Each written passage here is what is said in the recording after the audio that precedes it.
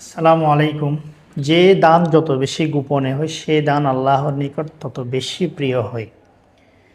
আমরা সরাসরি যেভাবে দান করি না কেন, যাকে দান করি না কেন, আমাদের মনে 1% হলেও ডাউট থাকতে পারে যে আমার আশেপাশে মানুষগুলো আমার দানগুলো দেখতেছে, বা যাকে দিচ্ছি সে নিজেকে ছোট ভাবতেছে, বা আমি দেওয়ার সময় নিজেকে একটু হলেও অজান্তে বড় লাগতেছে।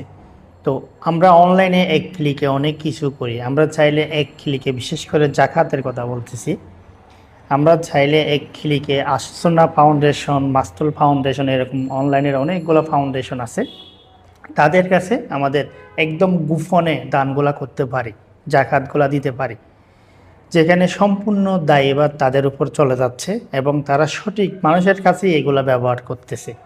তো আমরা চাইলে গোপনে দান করার জন্য এই ট্রিক্সটা ফলো করতে পারি, যেখানে কেউ জানলো না। প্রতিদিন হাজার হাজার লেনদেন হয়, যার মধ্যে কে টাকা দিল, কার টাকা পেল, কেউ কাউকে চিনল না।